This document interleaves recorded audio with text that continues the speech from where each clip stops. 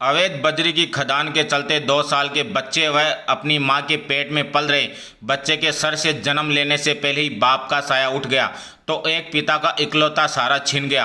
परिवार पर गमों का पहाड़ टूट गया। झुंझुनू जिले की उदयपुरवाटी विधानसभा के गांव पोंख में ढाणी डालोरा का 25 साल का रणजीत सैनी अपने 2 साल के बेटे से शाम को वापस घर लौटने का वादा करके मजदूरी करने के लिए निकला था, लेकिन रणजीत सैनी वापस घर न लौट सका। रणजीत सैनी की जिंदगी मावता गांव में अवैध बजरी खनन की खदान ने छीन ली।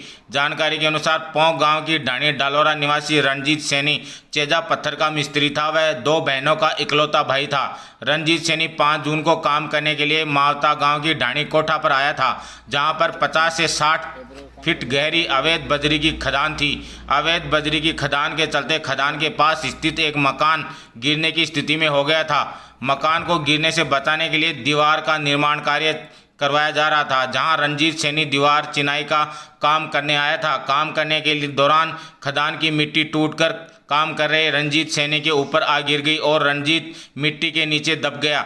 रंजीत के मिट्टी में दबने पर 7 काम करने वाले लोग मौके से भाग गए, जिसके बाद आसपास के दूसरे लोगों ने रंजीत को काफ़ी समय के बाद मिट्टी से बाहर निकाला और उसे नीमका थाना के अस्पताल लेकर गए, लेकिन उसकी जान नहीं बच सकी।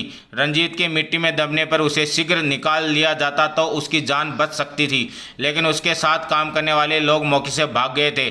जिसके बाद पोंख के पूर्व सरपंच मूलचंद सैनी, भाजपा नेता यतेंद्र सैनी, भाजपा जिलाध्यक्ष पवन मांडिया सहित अन्य लोग रणजीत की बॉडी को लेकर मौके पर धरने पर बैठ गए और मुआवजे की मांग की। सूचना पर डिप्टी सतपाल सिंह, सीआई भगवान साहब मीणा, नायब तहसीलदार सोनू आर्य मौके पर पहुंचे और लोगों को समझाइश की, लेकिन लोग मुआवजे की मांग पर अड़े रहे। 5 घंटे बाद शाम को 7 बजे आर्थिक सहायता देने को लेकर सहमति बनने पर बॉडी को उदयपुरवाटी अस्पताल के मुर्दा घर में रखवाया गया। जिसके बाद दूसरे दिन 6 जून को बॉडी का पोस्टमार्टम करवाने के लिए परिजन सुबह से ही अस्पताल में थे, लेकिन इस दौरान भी परिजनों को बॉडी का पोस्टमार्टम करवाने के लिए काफ़ी इंतजार करना पड़ा। पुलिस तहरीर देने के बाद भी पोस्टमार्टम कराने वाला डॉक्टर समय पर नहीं आया और मौके पर मौजूद लोग डॉक्टर को पोस्टमार्टम करने के लिए फ़ोन लगाते रहे। परिजनों के साथ पुलिस भी डॉक्टर के आने का इंतजार करती रही। काफ़ी फ़ोन करने के बाद डॉक्टर पोस्टमार्टम करने के लिए पहुंचा, जिसके बाद पोस्टमार्टम करके बॉडी परिजनों को सौंप दी।